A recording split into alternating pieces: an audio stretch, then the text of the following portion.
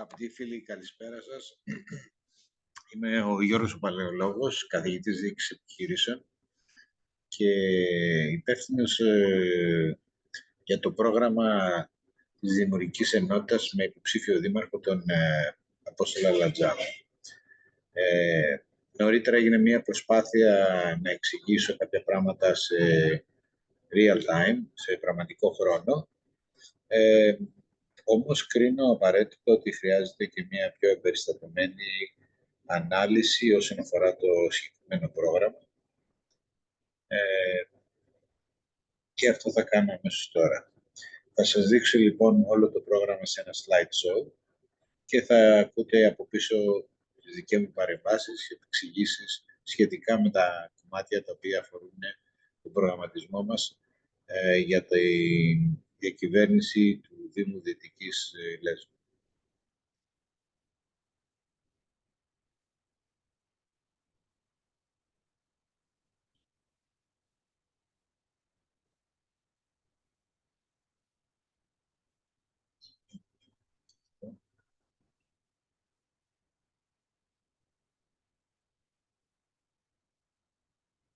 Συγγνώμη λίγο.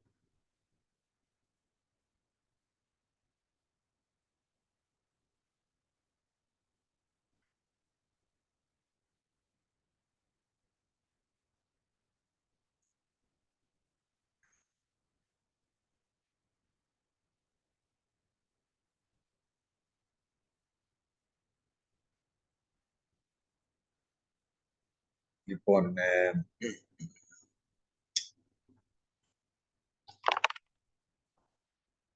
αυτή τη στιγμή βλέπετε το PowerPoint το οποίο εμφανίζει το πρόγραμμα με τον υποψήφιο δήμαρχο στη φωτογραφία, Απόστολο Αλατζά, καθηγητή φυσικής αγωγής και δημιουργό της παράταξής μας της Δημιουργικής Ενότητας για τη Δυτική Λέσβο. Εμείς το έχουμε ονομάσει, η προσπάθεια μας όλη αυτή είναι για μια κοινωνία των εμπειριών και της αρμονίας. Εδώ η τεχνολογία συναντά τη φυσική κληρονομιά.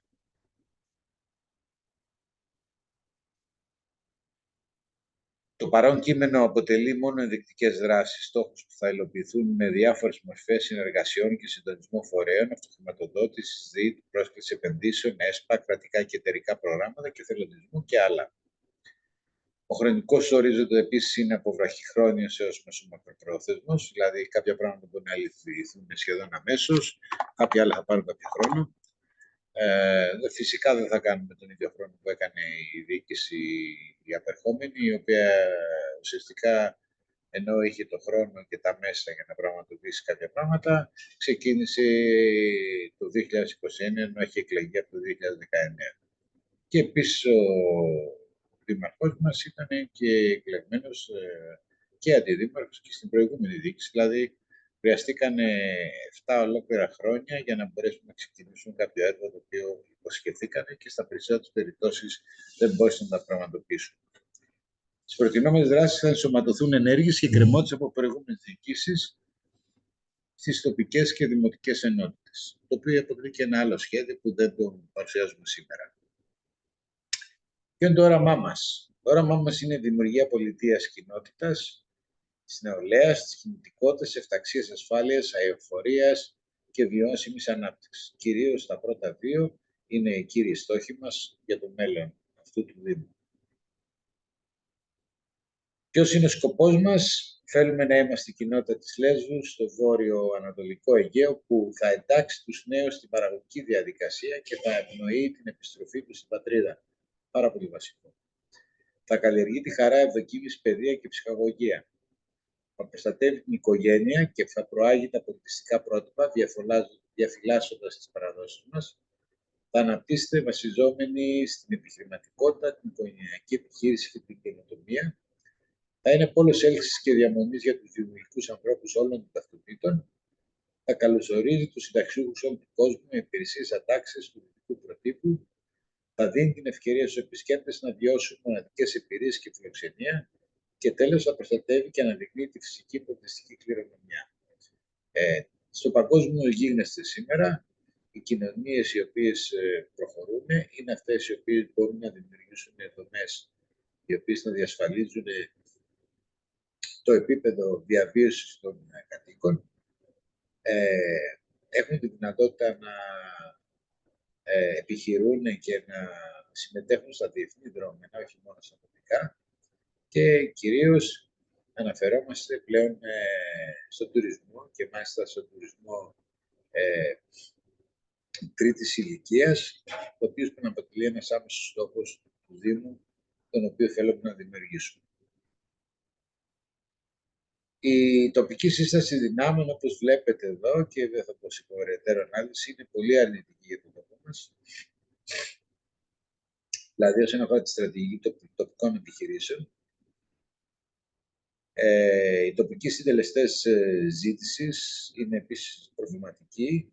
Οι τοπικοί συντελεστές παραγωγής είναι ακόμα πιο προβληματικοί και οι τοπικοί σχετιζόμενοι και υποστηρικτικοί κλάδοι, δηλαδή μεταφορές, δίκτυα, υποστήριξη υποδομών κτλ. Ενώ υπάρχει μια πρόοδος, δεν μπορούμε να πούμε, αλλά είναι ακόμα μακράν τις δυνατότητες να δίνει σε ένα Δήμο την ευκαιρία να ανταποκρίνεται στις διεθνείς πρακτικές και ανάγκες. Τώρα, κοιτάξτε να δείτε τι γίνεται. Υπάρχουν διάφορα πλεονεκτήματα. Αυτή είναι η λογική η οποία έχει προκρίνει και είναι σημείο αναφορά σε πολλές μελέτες του καθηγητή του Harvard, του Michael Porter, και ο οποίος ουσιαστικά λέει ότι υπάρχουν δύο λογικές για να μπορέσει να γίνεις ανταγωνιστικός σε επίπεδο κοινωνίας και σε επίπεδο επιχειρήσεων και σε επίπεδο, να προσθέσω εγώ, δημοτικών ενωτήτων. Το ένα είναι να είσαι φθηνότερος και το άλλο να είσαι διαφορετικός. Όπως καταλαβαίνετε και βλέπετε στην επόμενη περίπτωση, υπάρχει μια δυσκολία το να είμαστε φθηνότεροι. Άρα πρέπει να στραφούμε στη διαφοροποίηση. Ποια όμως διαφοροποίηση? Η Δυτική Λέσβος πρέπει να στραφεί συστηματικά στην κατεύθυνση διαφορετικότητας διαφοροποίηση. Και εμείς τη συγκρινοποιούμε ως πολιτιστική δημιουργία, διότι βάζουμε μέσα το πολιτιστικό γίγνεσθε που είναι αρκετά ενδιαφέρον και σίγουρα ανταγωνιστικό στη Λέσβο. Απλά δεν έχει χρησιμοποιηθεί. Είναι σαφές επίσης ότι οι δραστηριότητες που αφορούν τον παραγωγικό ιστό ή την παροχή υπηρεσίας δεν μπορούν να βασιστούν σε λογικές εντάσσεως εργασίας. Είμαστε ακριβείς σε σχέση με άλλους προορισμούς, σε άλλα μέρη, με άλλους εργαζομένους, ή εντάσσεως τεχνολογίας, αφού είμαστε 5 με 10 χρόνια πίσω. Ωραία να λέμε ότι θα χρησιμοποιήσουμε την τεχνολογία και θα κάνουμε και θα δείξουμε, αλλά όποιος καταλαβαίνει και έχει βρεθεί στα διεθνή φόρα ή έχει επισκεφτεί άλλους δήμους στο εξωτερικό και τουριστικούς προορισμούς, θα καταλάβει ότι είμαστε πάρα πολύ πίσω.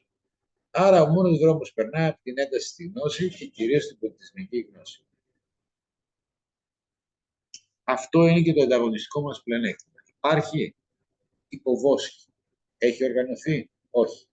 Γίνονται κάποιες προσπάθειες σε περιφερειακό επίπεδο και πιστεύω ότι, χωρίς να θέλω να ευλογήσω τα γένια του νυν περιφερειάρχη, αλλά η κυρία Αντωνέλη πιστεύω ότι κάνει εξαιρετική δουλειά σε αυτό. Απλά εμείς θα το κάνουμε ακόμα πιο συστηματικά και με φόκους, με συγκέντρωση το συγκεκριμένο Δήμο, το Δήμο Δυτικής Λέσβου. Η στρατηγική μας, επομένως, να είναι η κοινωνία της εμπειρίας και της αρμονίας. Είναι ένα νέο δομικό στοιχείο του management που μιλάει για την εμπειρία. Τι περιέχει αυτό και πώς θα το τοποθετήσουμε? Διαμόρφωση δράσεων και υποδομών για βιωματική ψυχαγωγία, προστασία και προβολή των μνημείων και λειτουργία θεματικών δράσεων. Εκεί εμπλέκονται και θεματικά πάρκα, όμως διεθνής ακτινοβολίας και λιμνικής. Ανακήρυξη και χωροφέτηση περιοχών εμπειρίας και αρμονίας, όχι στην αναρχία που ζούμε σήμερα. Δημιουργία ενός ασφαλούς τοπίου για μικρούς και μεγάλους και υποστήριξη φορέων, σωματείων, συνεταιρισμών και επιχειρήσεων να εναρμονιστούν στο κεντρικό πλαίσιο. Διότι σήμερα υπάρχουν πάρα πολλοί φορείς, οργανισμοί, συνεταιρισμοί, οι οποίοι κάνουν διάφορες δράσεις, αλλά δεν είναι συντονισμένες. Τομέας 1. Διοικητικές μεταρρυθμίσεις της πωλήσης. Να μην σας κουράζω, ουσιαστικά θα πάμε στη λογική, όχι της προηγούμενης διοίκησης, η οποία ήθελε να κάνει κάποια site. Εμείς θα πάμε στη λογική της αμεσότητας. Θα κάνουμε application. Και εκεί μέσα θα εντάξουμε διάφορες δραστηριότητες. Μεταξύ άλλων, θα είναι και δραστηριότητες οι οποίες μπορούν να δώσουν λύσεις και σε πράγματα όπως, ας πούμε, οι τουριστικές διαβαθμίσεις, οι τραπεζικές χρηματοπιστωτικές υπηρεσίες που απουσιάζουν πλέον από τα περισσότερα μέρη του Δήμου Δυτικής Λέσβου, έχουν κλείσει τράπεζες. Όλοι πρέπει να τρέχουν στην Καλονία, ακόμη και στη Μυτιλήνη, για να κάνουν τις δουλειές τους. Και επίσης θα δημιουργήσουμε οργανωμένο κέντρο φιλοξενίας και φροντίδας αδέσποτων και υποποιημένων ζώων, που είναι ένα ευαίσθητο κομμάτι της σημερινής μας κοινωνίας.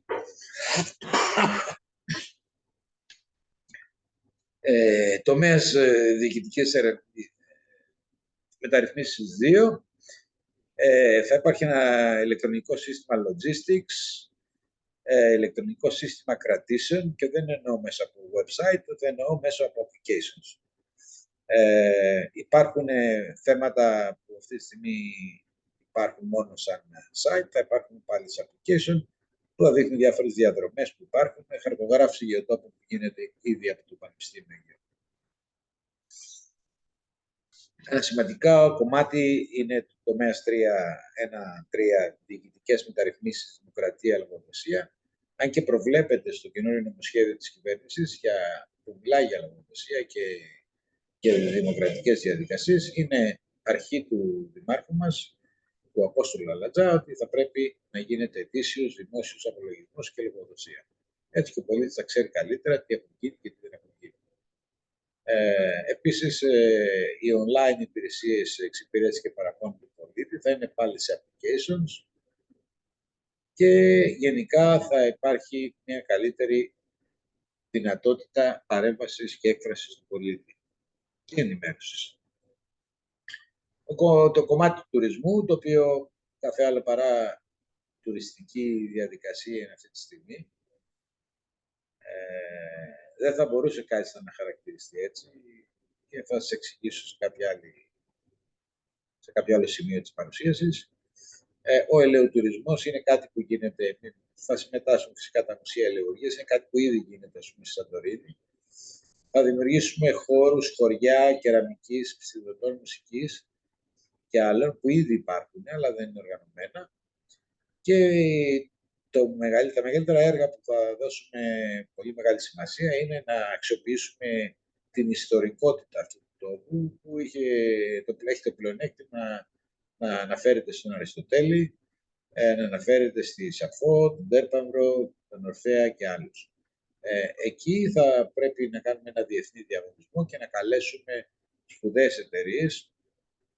Δεν αποκλείεται να εντάξουμε σε αυτά και εταιρείες όπως η Warner Brothers, η Disneyland κλπ., οι οποίες είναι γνώστες αυτού του θέματος, και να κάνουμε κάτι το οποίο θα δώσει ζωή όλο τον χρόνο στη τουριστική βιομηχανία του νησιού μας. Επίσης, ένα τρομερό κομμάτι που θέλει αξιοποίηση, και κάποια δειλά βήματα έχουν αρχίσει να γίνονται εξαιτίας κάποιου ιδιώτη, ο οποίος έχει αποφασίσει να βοηθήσει και να επενδύσει στο νησί μας. Όπως παραδείγματος χάρη το πρόγραμμα Επικράτης που γίνεται αυτή τη στιγμή και θα διοδοτηθεί προσεχώς στον Πολυκνήτο. Αλλά οπωσδήποτε με πολύ θλίψη παρακολουθούν τα τελευταία χρόνια την κατάπτωση της Εφταλούς, τη μη αξιοποίηση της Αργένου και επίσης του Βορείου. Επίσης, μην ξεχνάτε ότι ο πατέρας της βοτανολογίας είναι ο Θεόφραστος και κατάγεται από την ΕΡΕΣΟ, και πρέπει οπωσδήποτε να δημιουργηθεί κάτι που έχει να κάνει με έναν οργανωμένο βοτανικό κήπο.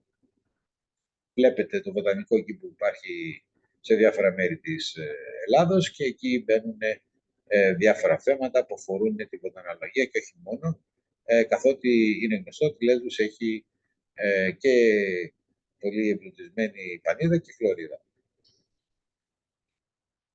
Τουρισμός ψυχολογία πάλι, ένταση στον τουρισμό τρίτης ηλικίας και μακράς διαρκείας. Εκεί είναι ένα κομμάτι το οποίο η Ελλάδα έχει τέλος πάντων αξιολογηθεί ως πέμπτος πιθανός προορισμός για τους Αμερικανούς τρίτης ηλικίας, δηλαδή τους συνταξιούχους. Και όντως, και οι μελέτες δείχνουν ότι θα υπάρξει ένα πολύ μεγάλο κομμάτι, αφόσον οι πληθυσμοί της Ευρώπης ευθύνουν για να είναι, που θα έχει την ανάγκη είτε να διαμείνει κάπου σε κάποια καλύτερη χώρα ή πιο θερμή, με πιο θερμό κλίμα οτιδήποτε. Όμως υπάρχει ένα μεγάλο πρόβλημα εδώ. Αυτή τη στιγμή όλοι εκείνοι οι οποίοι έχουν αποφασίσει να έρθουν στην Ελλάδα και είναι πάρα πολλοί και να μείνουν και να διαμένουν εδώ σχεδόν όλο τον χρόνο, στρέφονται στη στερεά Ελλάδα και δεν πάνε στα νησιά. Δηλαδή, κάποιο φανταζόταν να πάνε στη Ρόδο, στην Μύκονο, ξέρω που είναι οργανωμένοι στον τουρισμό. Δεν θα πάνε εκεί. Πηγαίνουν στη στερεά Ελλάδα και στη Θεσσαλία και σε κάποια σημεία τη Βόρεια Ελλάδα. Και ο λόγο είναι ότι έχουν εκεί καλύτερη πρόσβαση σε ιατρικές υπηρεσίες. Άρα, για να καλλιεργηθεί αυτό το κομμάτι, θα πρέπει οπωσδήποτε να βελτιώσουμε το κομμάτι ιατρικές υπηρεσίες. Θα δούμε παρακάτω πώς γίνεται. Υπάρχουν άλλα κομμάτια που έχουν γίνει προσπάθειες στο παρελθόν και πρέπει να τα υποστηρίξουμε. Γαστρονομικός τουρισμός, φερρυπίν, τα foodies, τα λεγόμενα. Γάμος, αλλά ελληνικά. Έχει κάνει προσπάθεια κάποιος συμπολίτης μας εδώ με Κινέζους. Οι Κινέζοι, να ξέρετε, όταν παντρεύονται γνωρίζουν Σαντορίνη και Παρίσι. Και γι' αυτό κιόλας δεν πήγε καλά το πρόγραμμα. Αλλά εμείς πρέπει να το βιώσουμε. Επίσης, ένα άλλο που αναφέρω είναι η δρόμη του Κεσκέκ, το οποίο για πολλούς είναι άγνωστο και προφανώς και για τη διοίκηση, την αντιδημαρχία του τουρισμού της Λέσβου. Το επίσημο φαγητό των Αράβων, έτσι, και αναφέρουμε των Αράβων της Μέσης Ανατολής, που είναι και συνήθως και οι πιο λεφτάδες, είναι το Κεσκέκ, δηλαδή το χαρίς λέγεται. Επειδή το κεσκέκ αποτελεί ένα προϊόν που είναι στα πανηγύρια, αλλά είναι μοναδικότητα της Λέσβου, δεν υπάρχει σε άλλα μέρη της Ελλάδος, ίσως υπάρχει σε κανένα δύο, αυτό πρέπει να το εκμεταλλευτούμε. Επίσης, ένα απλό πρόγραμμα το οποίο μπορεί να γίνει την επόμενη μέρα αμέσως είναι το χρώμα και ήχος. Ένα αντίστοιχο τέτοιο πρόγραμμα υπάρχει στο Χονγκ Κονγκ και υπήρχε παλαιότερα και νομίζω υπάρχει ακόμα και στην Ακρόπολη. Εδώ μπαίνει το θέμα glamping, το οποίο τι είναι το glamping, είναι glamorous camping.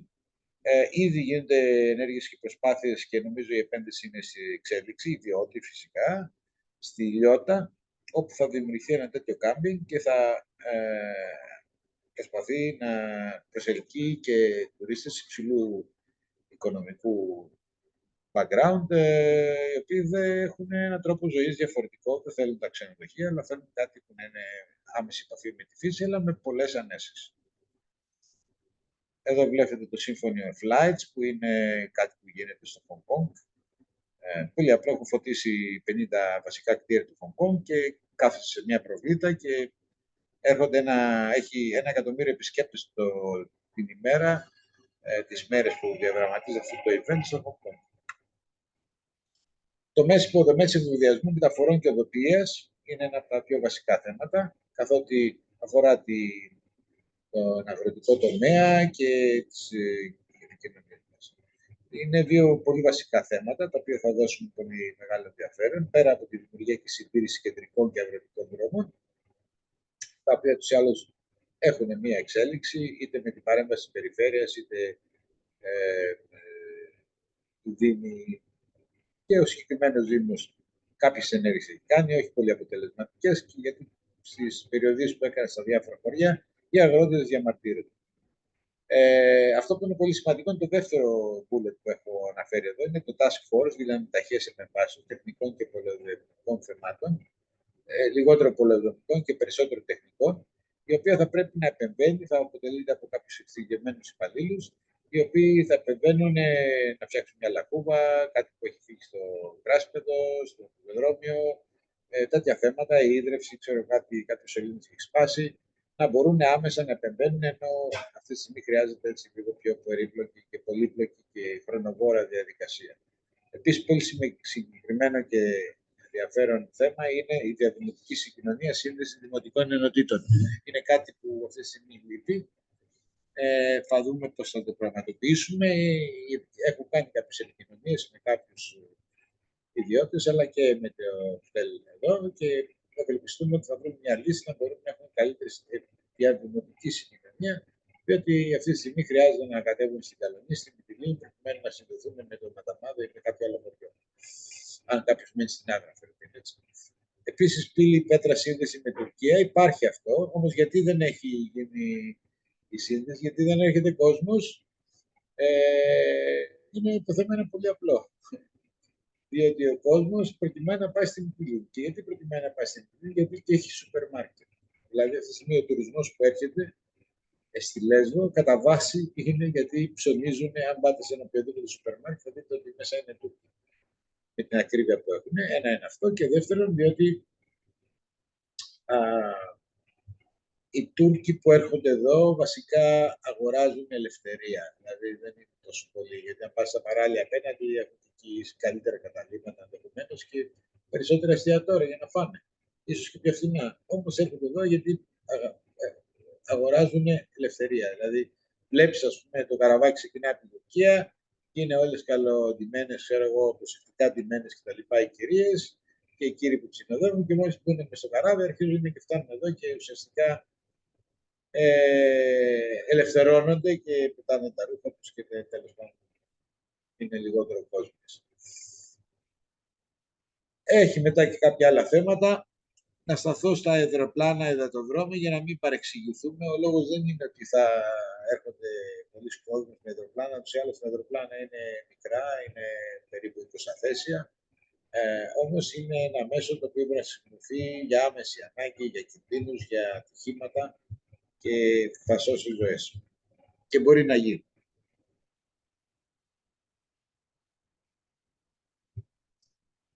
Λοιπόν, και το αεροπλανοδρόμιο έχει αδειοδοτηθεί ήδη σε κάποιες άλλες περιοχές. Το είχαμε δοκιμάσει με τον κύριο Αλατζά να προσελκύσουμε επενδυτή. Όμως είναι ένα πολύ μικρό χρονικό διάστημα όσο ήταν δήμαρχος Πέτρας και 1,5 χρόνο δεν υπήρχε περίπτωση και δεν υπήρχε νομικό πλαίσιο. Όμως έγινε. Χωροταξικό σχεδιασμό και αξιοποίηση χώρων. Είναι πολύ βασικό να γίνει αξιοποίηση αδρανούς και κυριακού αποθέματος, να μπορέσουμε να κάνουμε διάφορα έτσι, παλαιά κτίσματα ή να φέρουμε κάποια έσοδα στον τόπο. Επίσης, εξίσου σημαντικό είναι να χωροθετήσουμε είτε επίσημα μέσω ΣΚΟΑΠ ή ανεπίσημα ήδη με κάποια ταμπέλα, ας πούμε, κάπως στους χώρους μας, για να μην τσακώνεται. Όπως το παράδειγμα που υπάρχει στην Ερεσό και το παράδειγμα στο Χρυσό, που ήταν κατασκηνωτές, ελεύθερου κάμπινγκ, κάποιοι άλλοι είναι γυμνιστές, μπλεχτήκανε με κάποιους ανθρώπους που ήταν ευαίσθητοι σε αυτά τα πράγματα. Λοιπόν, αυτό θα τελειώσει. Θα εντάξουμε στον προγραμματισμό μας που υπάρχουν παιδικές δραστηριότητες των ενηλίκων και όχι μόνο αυτό, θα μπορέσουμε να κάνουμε μια παιδική παραλία, να υπάρχει ένας άνθρωπος ο οποίος να επιβλέπει, να είναι τα παιδιά να βαγοσώσει, να είναι τα παιδιά σε καλή έτσι, διαδικασία δημιουργικής απασχόλησης κτλ.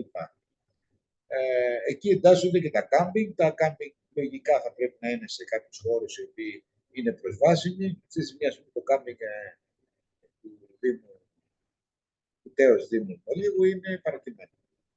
Και επίσης eco-villages, πολύ σημαντικό.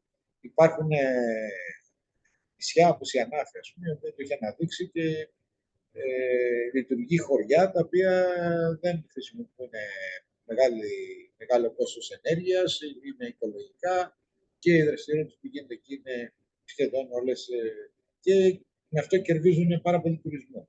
Υπάρχει ένα τέτοιο στο Προμάρι, δεν είναι στο Δήμο μας, αλλά η Τούμπα, θυμάμαι καλά, Τούμπα, και ένα που έχει δημιουργείται τώρα στη Λιώτα.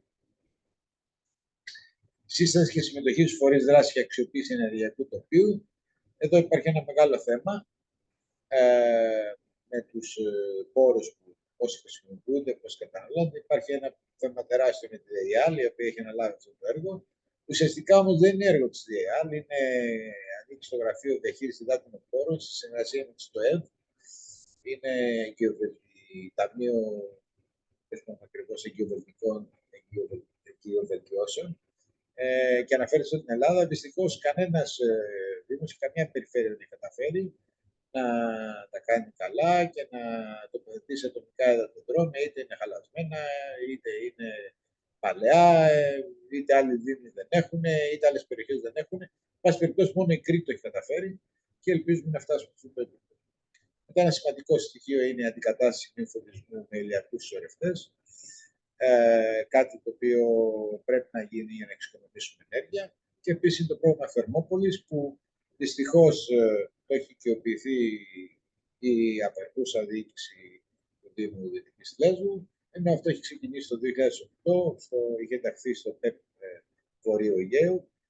Το 2010 είχαν ξεκινήσει κάποιες προσπάθειες, μετά σταμάτησε και περιμέναμε 13 ολόκληρα χρόνια για να ξαναενταχθεί. Και μπράβο, ας πούμε, που σήμερα υπογράφει κάτι, αν και πιλωτικό είναι το πρόγραμμα και στη Βόρεια Ελλάδα που γίνεται και δεν έχει ακόμα να το δώσει αυτά που αναμενόντουσαν. Εδώ είναι η διοικητική αλυσίδα του ΕΕ, πώς δηλαδή ξεκινάμε από πάνω και φτάνουμε στο να γίνει ο έλεγχος, η κομιδή, η αποκομιδή και η λειτουργία του αρδευτικού συστήματος. Ένα πάρα πολύ σημαντικό κομμάτι είναι για να φέρουμε πίσω τους νέους που υποσχόμαστε, καταρχάς να ξέρουμε ποιοι είναι αυτοί. Έτσι. Δεύτερον, να ξέρουμε ποιο είναι το νομοθετικό πλαίσιο και πώς μπορούμε να τους εντάξουμε. Υπάρχουν κάποια προγράμματα. Το e-καριέρα θα αναζητήσει όλους τους ανθρώπους που είναι πτυχιούχοι, μη πτυχιούχοι, ζουν αλλού, απόδημοι κτλ. Για να μπορέσουν να ενταχθούν στο προγραμματισμό μας για να τους φέρουμε πίσω. Υπάρχουν κάποια προγράμματα, υπάρχουν κάποιοι νόμοι. Το γελίο της υπόθεσης, ας πούμε, είναι ότι εκεί που λέει εποχική αλλοδαπή, ψηφίξει ένας νόμος το 23 και το 22, προβλέπει κάποιοι άνθρωποι, αν προσκληθούν να είναι εποχιακοί εργάτες, ας πούμε, αλλοδαπή κυρίως. Πήγε ο κύριος Μηταράκης, υπέγραψε εκεί πέρα συμβάσεις με Πακιστάν, ας πούμε, και Μπαγκλαντές. Δεν νομίζω ότι έχει κάτι να προσδώσει και μην το πάρετε ρατσιστικό. Απλά υπάρχουν άλλες φυλές ανά τον κόσμο, οι οποίες μπορούν να ασχοληθούν με το αγροτικό τομέα. Οι Ινδοί είναι καταπληκτικοί, με τα τουριστικά, οι Φιλιππινέζοι είναι καταπληκτικοί, με την καλλιέργεια γης, η Λατινικής Αμερικής, ας πούμε, Κολομβιανοί είναι πάρα πολύ καλοί, γιατί δεν και καλά πρέπει να φέρουμε, γιατί υπάρχει μεγάλη ανάγκη. Και ακόμα χειρότερα, υπήρξε μια ζήτηση από τους Δήμους του Βορείου Αιγαίου συνολικά, 48 άνθρωποι ζήτησαν να κάνουν εποχικές εργασίες και 4 στον επισιτισμό. Δηλαδή είναι αστείο. Αγροτική οικονομία και αλεία. Υπάρχουν κάποιοι νόμοι που δεν έχουν εκμεταλλευτεί και εμείς θα προσπαθήσουμε να τους κινητοποιήσουμε, όπως παραχώρηση αγροτικής γης προς εκμετάλλευση, δημοτική βοσκότοπη. Υπάρχουν επίσης νομοθεσία για ολοκληρωμένα πληροφοριακά συστήματα και επίσης πρέπει να ευρύσουμε κάποιες λαϊκές αγορές. Τόσες διαδικασίες υπάρχουν, online αγορές, καταπληκτικό. Κοινωνικά παντοπολία υπάρχει ένα στο Μεσότοπο και κάπου αλλού. Και οι νέοι αγρότες να υποστηριχθούν για να έχουν όλη την γάμα των ενεργειών για να μπορούν να εγκατασταθούν και να παραμείνουν στη γη τους. Αυτή είναι η δημοτική βοσκότοπη. Έτσι είναι η φωτογραφία. Συντονισμός χρηματοδότησης και ένταξη αθλητικών δραστηριοτήτων σε εθνικά και διεθνή καλεντάρια.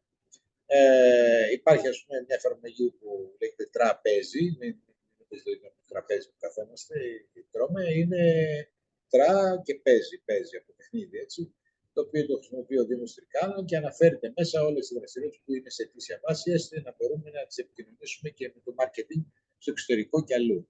Και φυσικά συντήρηση όλων αυτών των χώρων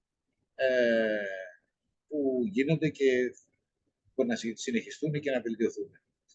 Εδώ είναι το Δήμου Τρικάλων που χρησιμοποιεί, είναι μια εφαρμογή. Σας είπα ότι θα είναι όλα με εφαρμογές.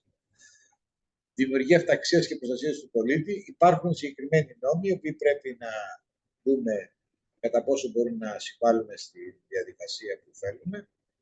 Η παρέμβασή σας της Δημοτικής Αστυνομίας δεν είναι για να κάνει τον χωροφύλακα, απλά για να τηρούνται οι τάξη και σε διάφορα πράγματα και να μην δημιουργούνται ευτράπελα, όπως ας πούμε έχουμε αυτή τη στιγμή να τσακώνει το πληθυσμός με τον άλλο πληθυσμό. Έτσι, για...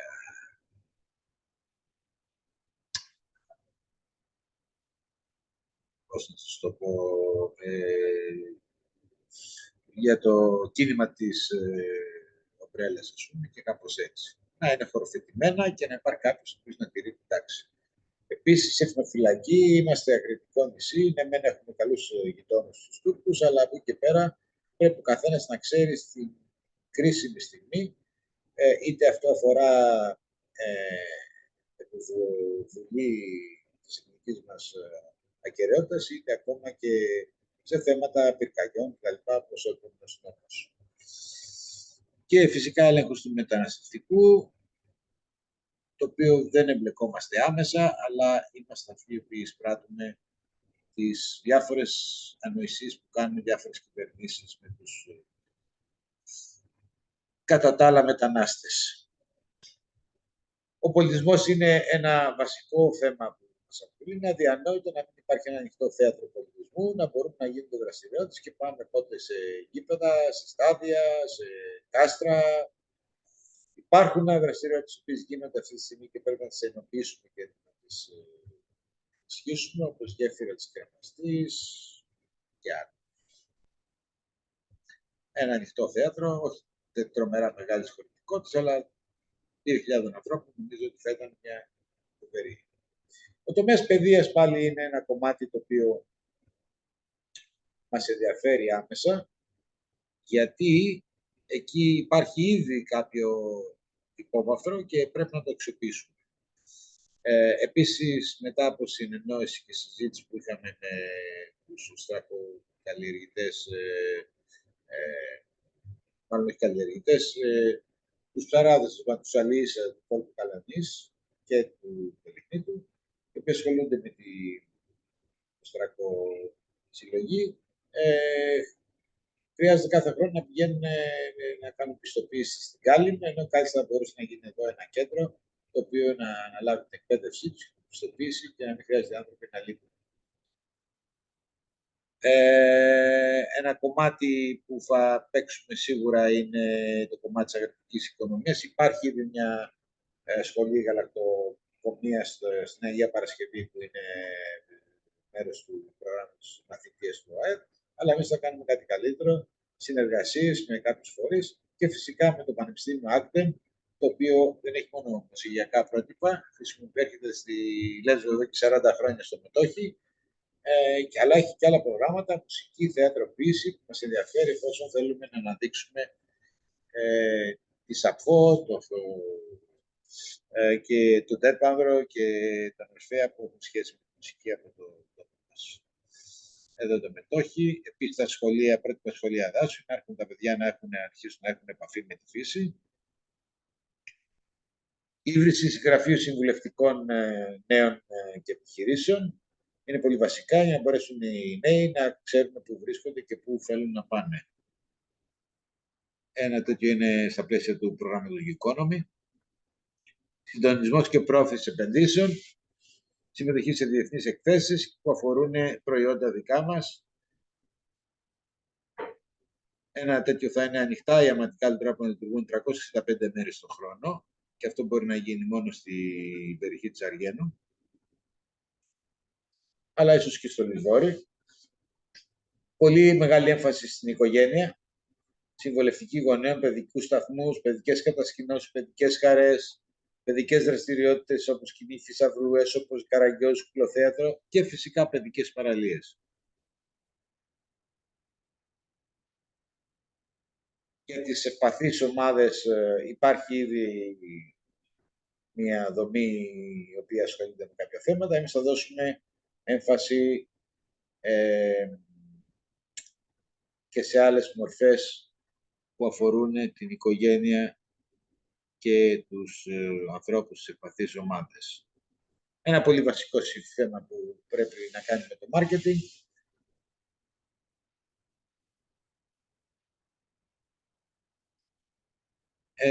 είναι η προβολή και αναγνωσιμότητα. Όμως για να υπάρχει αυτό πρέπει ο Δήμος Δυτικής Λέσβου, το οποίο είναι όνομα μη δόκιμο και δεν ισχύει ιστορικά, φυσικά, γεωγραφικά, πολιτιστικά, να αλλάξει και κατά την άποψή μου πρέπει να γίνει ένα όνομα συμβατό με την ιστορική πραγματικότητα αυτού του τόπου.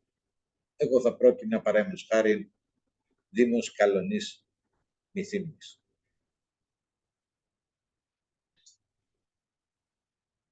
Επίσης, συναφή με αυτά είναι τα δίκτυα προβολής. Πλέον το marketing δεν γίνεται με ευχολόγια, ούτε με βόλτες που κάνουμε σε διάφορες εκθέσεις. Πρέπει να υπάρχουν στοχευμένες θεματικές αγορές, ενδεχομένως πρόσθεση για κινηματογραφικές ταινίες που είναι ένα μοντέλο που λειτουργεί. Επίσης, να υπάρχει ένα αντίστοιχο που είχαν κάνει οι φίλοι μας Ιχιώτες, το άραμα της Λέσβος, που συμμετέχουμε και έχουμε πολλούς εκθέτες και άλλα πράγματα που μπορούμε να τα αναλύσουμε προσεχώς. Πολύ σημαντικό που σας είπα για να πετύχει ένα πρόγραμμα το οποίο οι μακροχρόνιοι, οι ηλικιωμένοι τρίτης ηλικίας και συνταξιούχοι όλου του κόσμου θέλουν να έρθουν στη Λέσβο, θέλουν να έρθουν στην Ελλάδα, είναι η δημιουργία ένα γενικού νοσοκομιακού κέντρου Λέσβου, το οποίο μόνο με αστρίτ μπορεί να γίνει. Είχε γίνει μια προσπάθεια πριν από 15 περίπου χρόνια. Είχε έρθει εδώ ο επενδυτής και κάνει αρχικά διαγνωστικό κέντρο, αλλά τότε δεν υπήρχε η βούληση κανενός. Γιατί να μας προτιμήσει? Είμαστε εδώ για να δημιουργήσουμε ένα νέο τοπίο και να στρέψουμε την εικόνα εγκατάλειψης του Δήμου μας. Επομένως, ο Απόστολος Αλατζάς ζητάει την εμπιστοσύνη σας και τη στήριξή σας για να έχουν μέλλον τα παιδιά μας και να ευημερούν οι συμπολίτες μας. Δεν έχουν νόημα υποσχέσεις, νόημα έχει η κοινή προσπάθεια, η μάχη για τα κοινά και το δημιουργικό αποτέλεσμα. Το πρόγραμμα Μέγα Δυτικής Λέσβου είναι κοινή εργασία των συμμετασχόντων στο συνδυασμό της Δημιουργικής Ενότητας υπό το συντονισμό μου, δηλαδή του Γιώργου Παλαιολόγου, επίκουρου καθηγητή διοίκησης επικοινωνίας και τουρισμού, και υπάρχει φυσικά ξεχωριστό πρόγραμμα Micro που αναφέρει λεπτομέρειες στις τοπικές κοινότητες του Δήμου Δυτικής Λέσβου.